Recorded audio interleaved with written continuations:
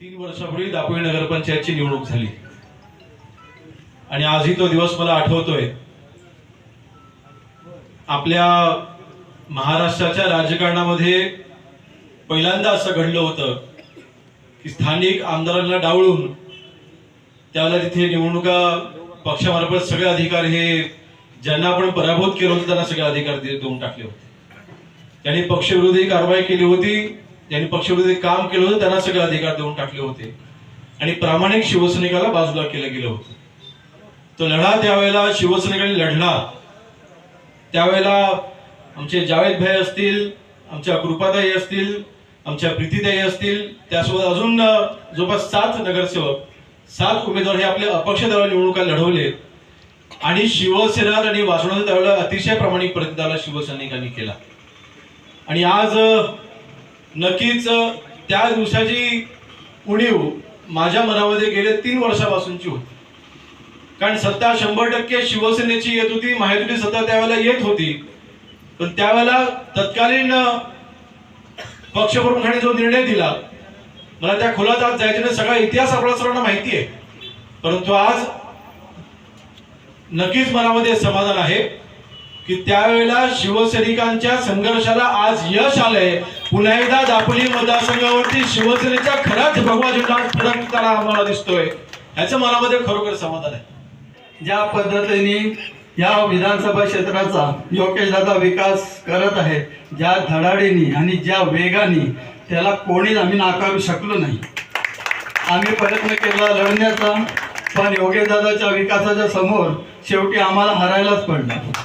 आणि ज्या पद्धतीने मतदारसंघाचा विकास होत आहे त्याच पद्धतीने त्याच वेगाने शहराचा विकास व्हावा आणि त्याच्यासाठी शहर कमी पडायला कुठे मी कारणीभूत व्हायला नको, म्हणून आज मी हे सर्व नगरसेवकांचा कौल आणि जनतेचा कौल आणि जनतेची भावना हे लक्षात ठेवूनच हा निर्णय घेतला। संजय राऊतचे माझे संबंध चांगले होते, कुठलाही वाद नाही, कुठलाही विवाद नाही, काही तक्रार नाही, पक्षाबरोबर काही तक्रार नाही।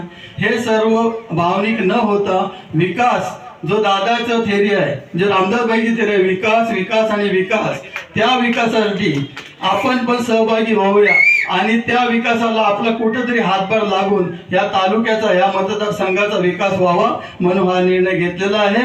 आणि याच्या पुढे रामदासभाई आणि योगेशदादांबरोबर ठाम राहण्याचा आणि योगेशदादांना पूर्ण ताकद देण्याचा निर्धार घेतलेला आहे।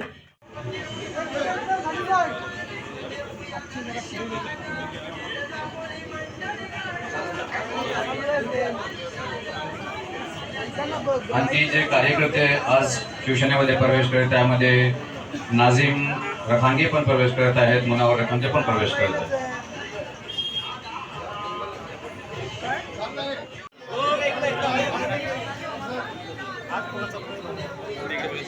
इकडे इकडे बघा भाई, भाई भाई इकडे बघा भाई, भाई भाई इकडे बघा भाई, ओ भाई भाई इकडे बघा भाई, भाई इकडे बघा, पप्पू पप्पू इकडे बघ पप्पू,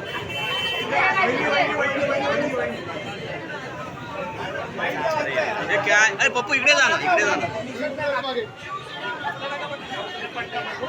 अरे तू उंच आहेस ना, येत नाहीस प्रेम मध्ये। असे प्रवेश होत आहे, प्रवीणा बोरिवले यांचाही आज शिवसेनेमध्ये प्रवेश होत आहे।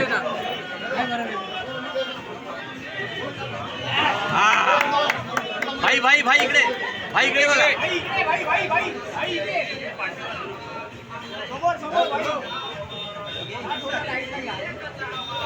टाइम्स डिजिटलला लाईक करा, सबस्क्राईब करा, शेअर करा आणि बेल आयकॉन दाबायला विसरू नका। पाहत रहा टाइम्स डिजिटल।